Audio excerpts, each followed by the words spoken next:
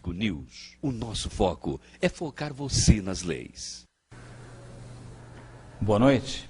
Hoje, 23 de maio de 2012, estamos aqui pela Just TV com mais um Jurídico News. O tema do Jurídico News dessa noite é confiabilidade da urna eletrônica.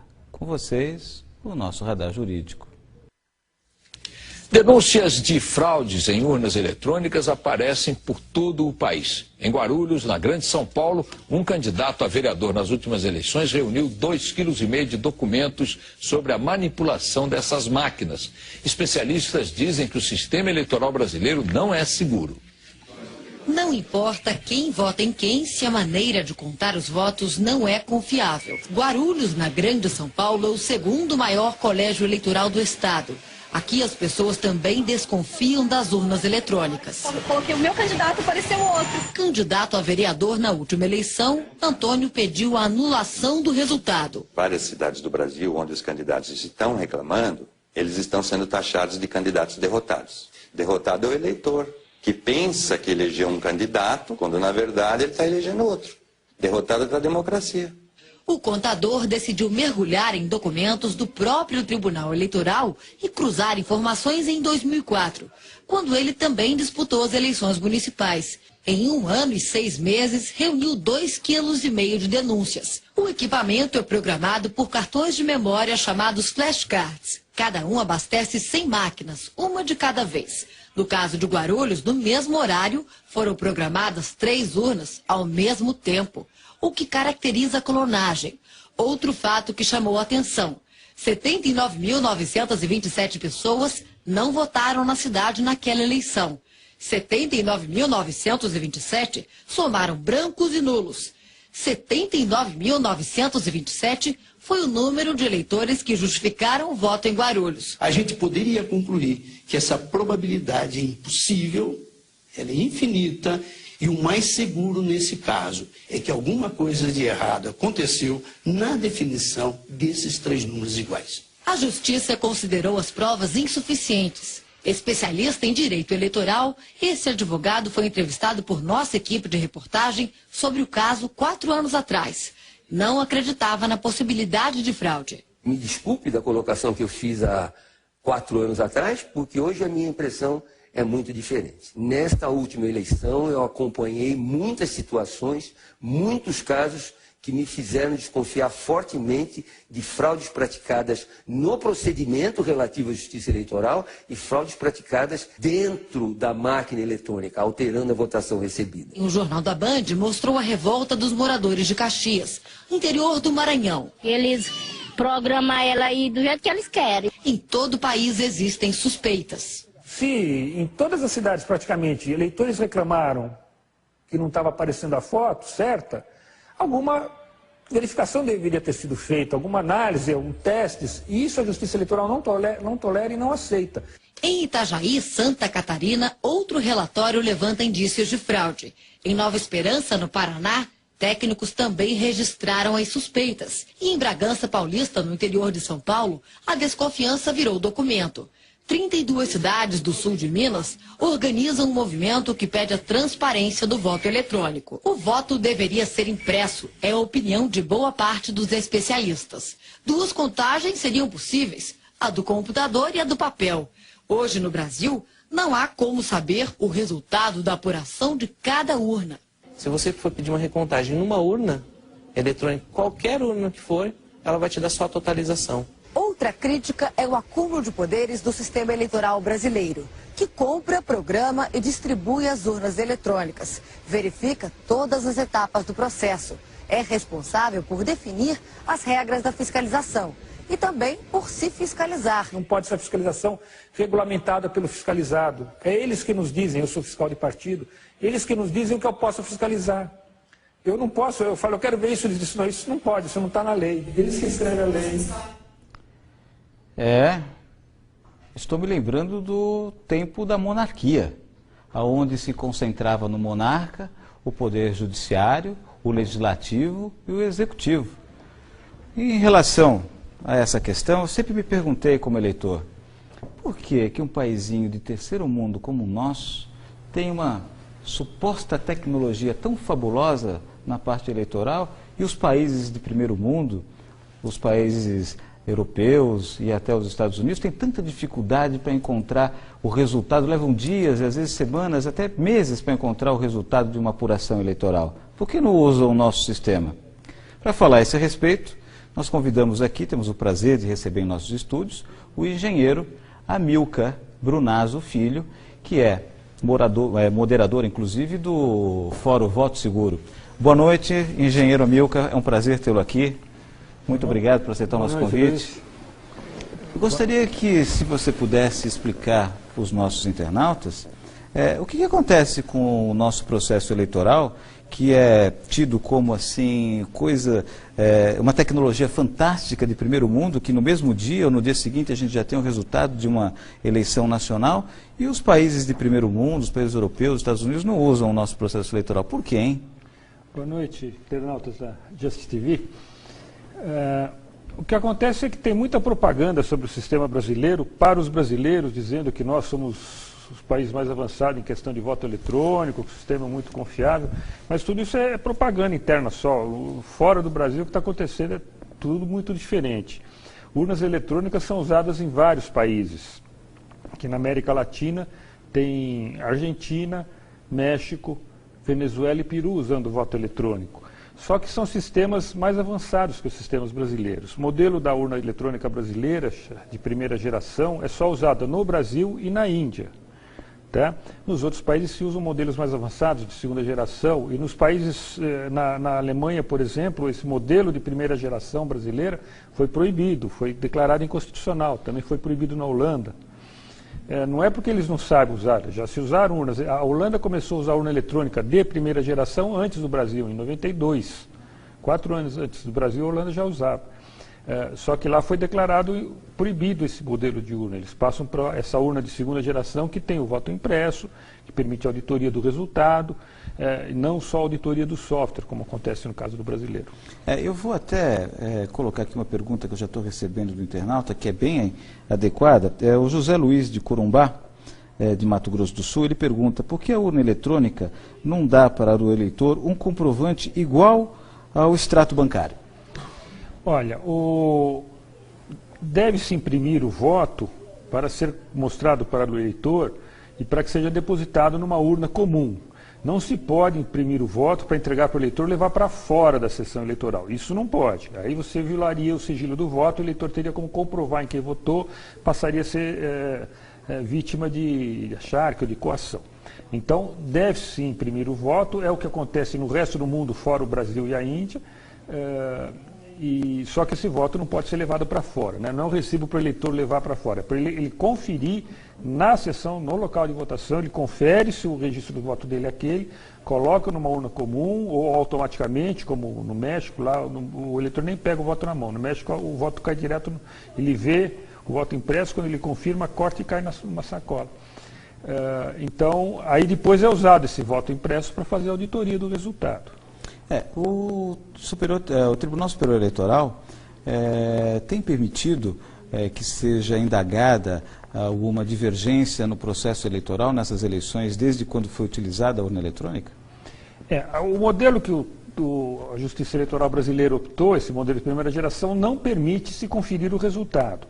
O eleitor vai votar na máquina, vê o voto na tela, confirma. Depois que ele confirma, é gravado. O eleitor não vê o que foi gravado. Aí, quando acaba a eleição, às 5 horas da tarde, esses votos que estão gravados lá, se chama registro oficial do voto, são somados e dá um resultado que chama boletim de urna. O fiscal do partido não pode ver se a soma dos registros digitais é igual ao boletim de urna. E isso é o resultado das urnas, que ninguém pode conferir. Nem o eleitor, se foi gravado direito o seu voto, nem o fiscal, se foi somado direito os votos.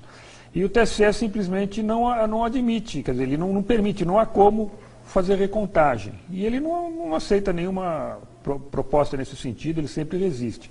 Ele diz que há transparência quanto à produção do software, mas ele não permite transparência para o eleitor. O eleitor não pode ver para quem foi gravado o seu voto.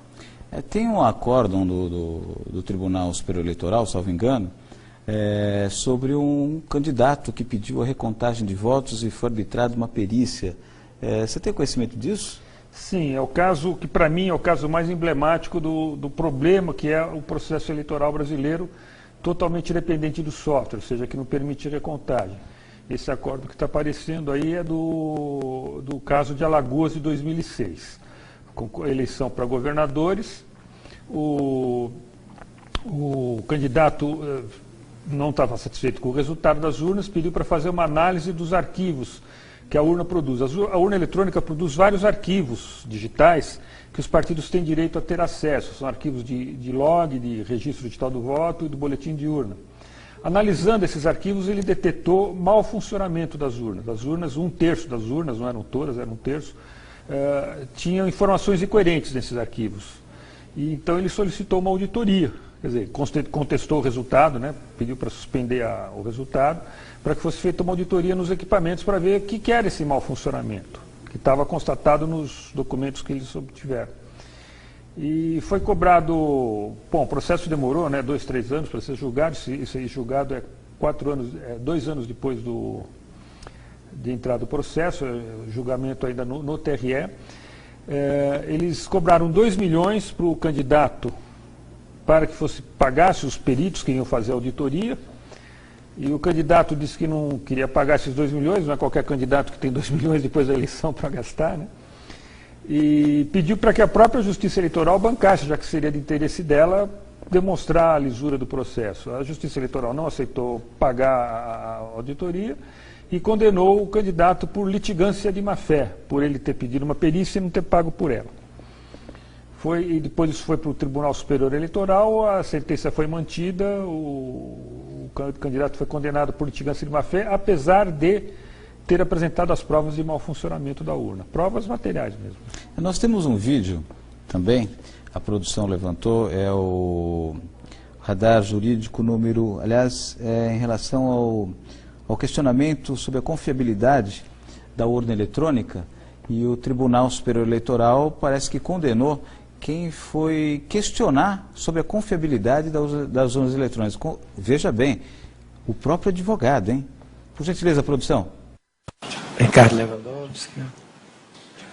Presidente, eu vou pedir vênia divergência e manter a sanção de litigância de má-fé. Hoje, essa questão foi amplamente discutida no Supremo Tribunal Federal e num caso criminal, em que se entendeu que o direito de defesa não sofre qualquer limitação, sobretudo em se tratando de um processo criminal, mas o Supremo, por uma votação majoritária bastante expressiva, embora não tenha aplicado multa ao advogado que insistiu em levar avante teses de natureza eminentemente temerárias, resolveu oficiar a ordem para que tomasse as providências cabíveis. Neste caso, embora talvez não esteja claramente caracterizada a litigância de má-fé, no mínimo, me parece que a lite tem a natureza temerária. E nós precisamos começar a disciplinar, de certa maneira, esta possibilidade infinita de recursos que nós temos. Já temos recursos suficientes para dar conta, além daqueles que beiram a temeridade e a litigância de má-fé. Portanto, até para um efeito pedagógico, eu acompanho o eminente relator. Eu explico isso. Para efeito pedagógico, eu gostaria de explicar para os internautas que há limitação de recursos. Os recursos não são ilimitados. E ele tem uma única finalidade. Primeiro, a Constituição admite o duplo grau de jurisdição porque admite a possibilidade do erro humano, né? E nada como a revisão. E óbvio que os recursos que existem durante o processo, né, servem para impedir que determinadas autoridades cometam abusos, arbitrariedades. Sem esses recursos, o que sobra para o coitado do jurisdicionado? Arbitrariedade que não tem remédio jurídico contra ela. Desculpa a interrupção, mas é que eu não me contive com o absurdo do que ouvi do ministro do Supremo Tribunal Federal. O que ele estava dizendo aí, Luiz, é que quem ousar questionar as urnas eletrônicas, esse é o caso de Alagoas 2006, quem questionar as urnas eletrônicas será condenado por litigância de má-fé. Isso é uma ameaça, né? É uma ameaça. E tem um detalhe ainda mais curioso, que logo em seguida, esse foi o penúltimo voto, o último voto foi do presidente Aires Brito, né, que deu a sentença final, condenando por litigância de má-fé. E nesse instante, levantou-se, ele encerrou o julgamento, nesse instante aparece o Aires Brito encerrando o julgamento, levanta-se um juiz que ia sair e assumiu o outro juiz, o ministro, no lugar do TSE, que era o advogado original da casa que foi condenado por litigância de má-fé, e era, naquele momento, o ministro do Tribunal Eleitoral. Aí o Aires Brito se deu conta que ele tinha acabado de condenar por litigância de má-fé o ministro do TSE, né, que antes era advogado daquela parte condenada, e falou, não, mas olha, não é bem assim. Ele deu uma desculpa esfarrapada, que isso aqui, nunca, os advogados são pessoas excelentes, não sei o quê.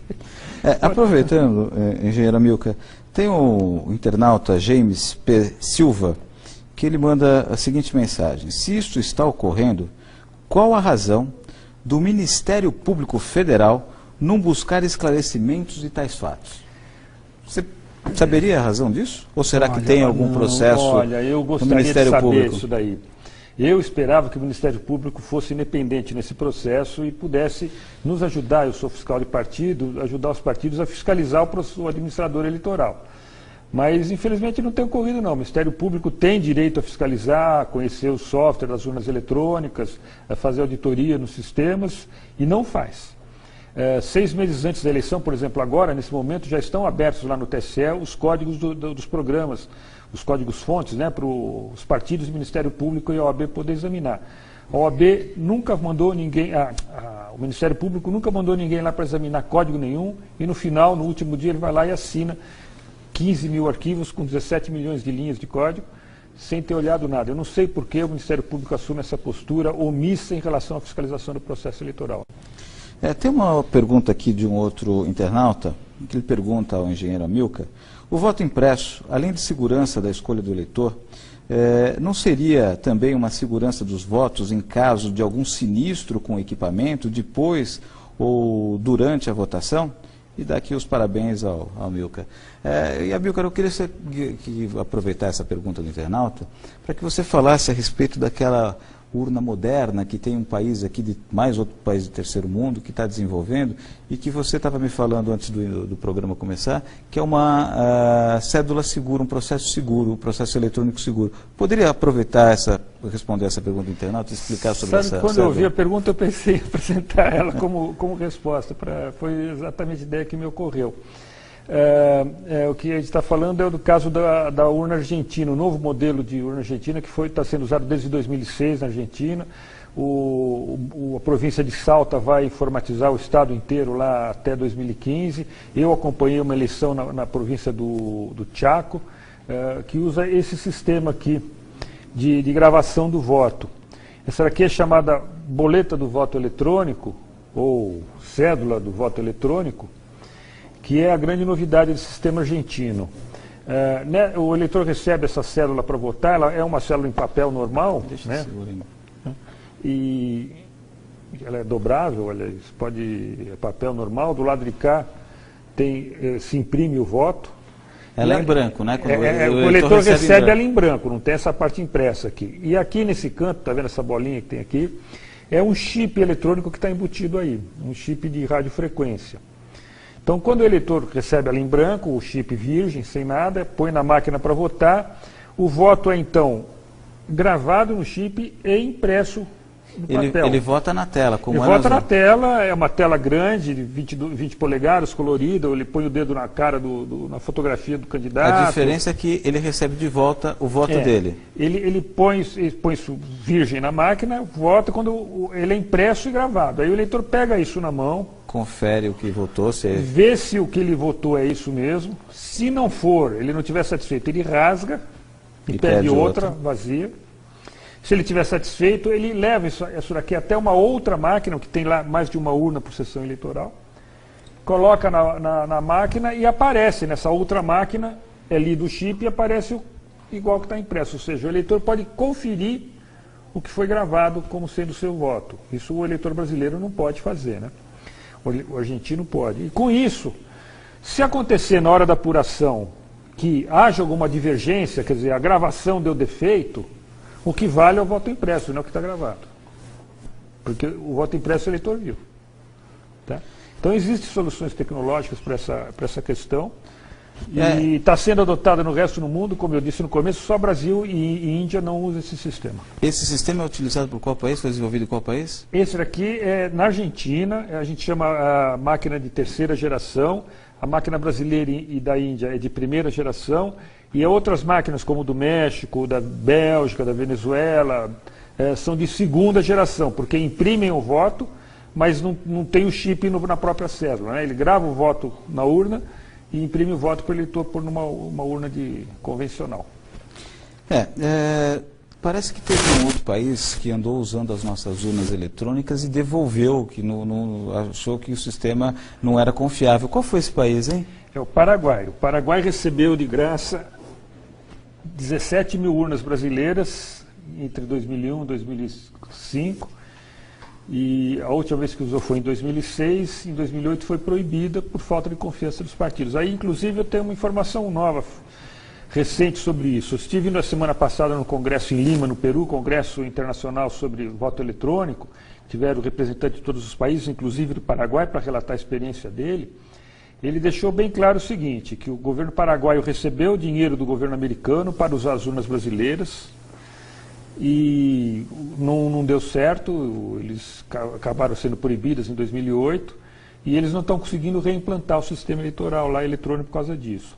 E o curioso é o seguinte, na Venezuela houve urnas eletrônicas em 2004 e a oposição reagiu. Em 2006 a oposição não participou do processo eleitoral porque não confiava nas urnas eletrônicas. Mas como o sistema de lá é de segunda geração e imprime o voto, com o tempo, a oposição foi aceitando e hoje a oposição já usa as urnas eletrônicas venezuelanas nas eleições internas dos partidos.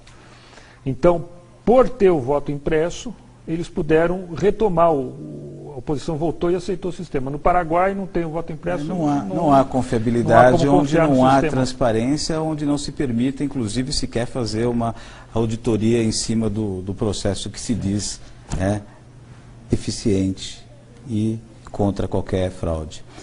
Eu gostaria de chamar um pequeno comercial e voltamos daqui a pouco para falar com uma outra pessoa que participou do processo eleitoral e foi testemunha, inclusive, de uma série de outros candidatos reclamando de fraudes nas urnas brasileiras.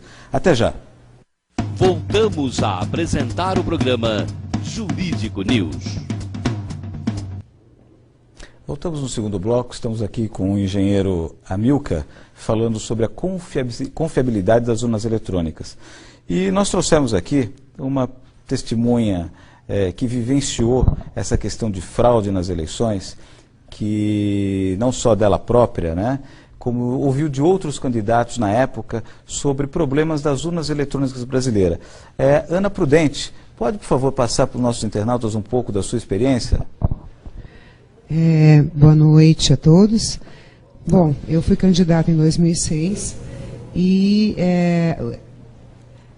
acabou assim, depois das eleições, muitos candidatos não estavam felizes, não encontravam seus votos, principalmente do interior de São Paulo. E eu acabei conhecendo muita gente, sabe, e nós nos juntamos e acabamos até, inclusive, chamando o Amilcar. E o Amilcar teve que chegar lá para dar explicação para a gente, olha, vocês não encontraram seus votos, mas é o seguinte, não tem como fazer, não tem solução, não tem onde procurar, não tem nada. Então, infelizmente, nós ficamos sem respostas também, né? Esse grupo tem uma comunidade na internet? Não, olha, em 2006 eu já tinha desconfianças. Depois de 2006, aí eu realmente cheguei à conclusão de que as fraudes acontecem, né? Se o próprio candidato não encontrar o seu voto na sua sessão, é difícil, né? Mas aconteceu em vários lugares. Então, eu acabei criando uma comunidade no Facebook. O nosso grupo se chama Quero Meu Voto Impresso. É só digitar lá e pedir a entrada, que será bem aceito. Vem com a gente, porque nós precisamos crescer e nós precisamos exigir os nossos direitos junto ao TSE. A gente está esperando vocês lá. Muito obrigada. Muito obrigado, Ana Prudente. Nós estamos aqui recebendo uma série de e-mails e estamos chegando ao final do programa. Uma delas eu gostaria aqui até de citar, é a Ângela Bareia. Ela faz a seguinte pergunta: podemos empreender uma ação popular nos moldes da ficha limpa, exigindo do Superior Tribunal Eleitoral os votos impressos para a conferência das urnas? Só a população poderá cobrar a mudança nas leis? Correto? Eu vou responder essa pergunta, Ana Bareia. Não só esse movimento popular, mas a ação popular propriamente dito. Consulte um advogado numa das ONGs onde você tem próximas aí para se fazer uma ação popular contra esse tipo de atitude do Tribunal Superior Eleitoral, que fere a moralidade pública, e isso é legitimidade para se ingressar com uma ação popular. Basta você ter seu título de eleitor e ter condições de votar. Se está em dia com o Tribunal Eleitoral, você tem legitimidade para propor essa ação popular por falta da moralidade pública. Mas eu gostaria de passar agora aqui ao Amilcar as suas considerações finais a respeito dessas questões da confiabilidade das urnas eletrônicas, e depois voltarei para dar mais algumas dicas para os internautas. Bom, o que eu gostaria de dizer é o seguinte: como logo apareceu no começo do programa, há esse problema do acúmulo de poderes na justiça eleitoral brasileira. Desse acúmulo de poderes, onde há acúmulo de poderes, é inevitável, há autoritarismo, há abuso de poder.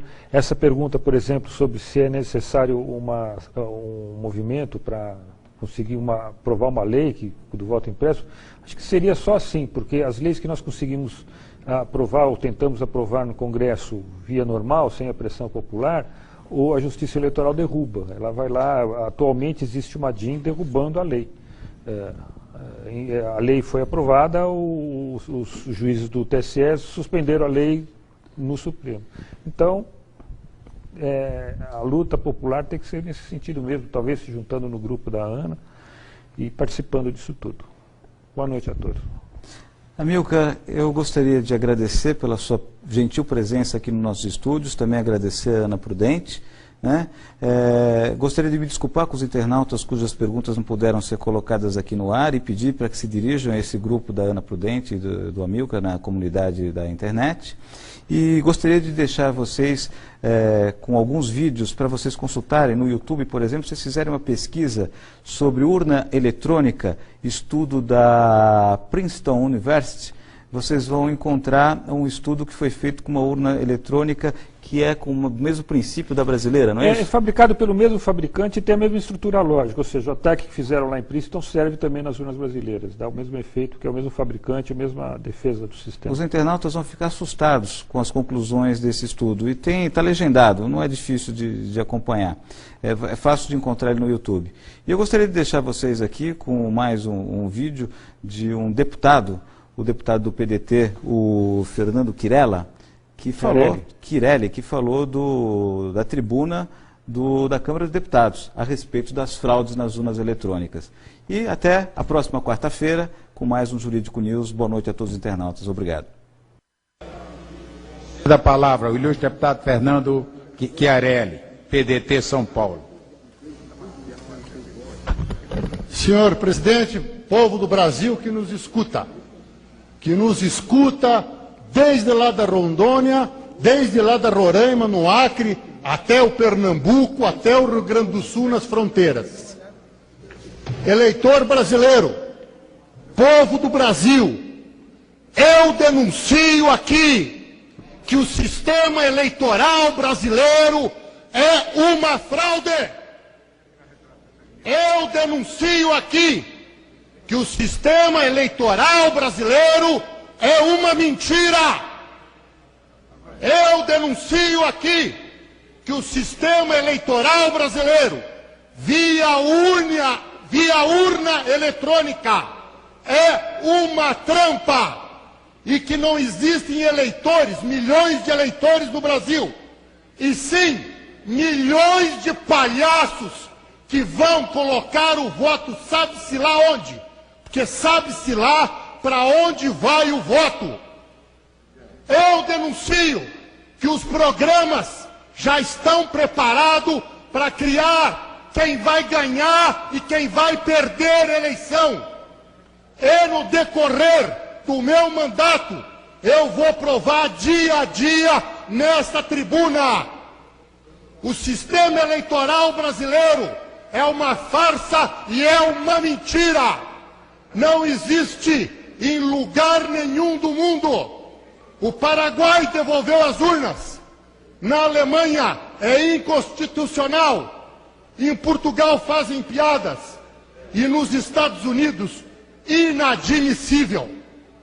Esclareço ao povo brasileiro que eu não sou o primeiro que denuncia que a urna eletrônica é uma farsa para eleger quem eles querem eleger. O João Herman falou, morreu. O Enéas falou, morreu. O Clodovil falou, morreu. Povo do Brasil, eu ainda estou vivo.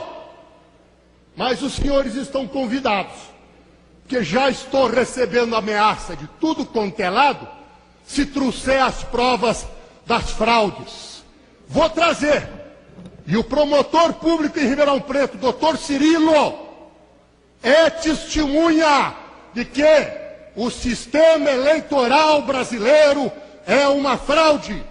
Hoje, as lideranças, padre, hoje, a liderança, meus amigos do Nordeste aqui presentes, não nascem mais nas lutas, nas brigas, nas ruas, nas disputas, e sim são Esse aqui é o grande.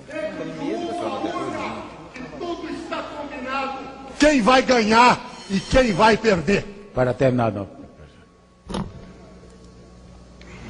Muito obrigado, Vossa Excelência. Não, para terminar, por favor.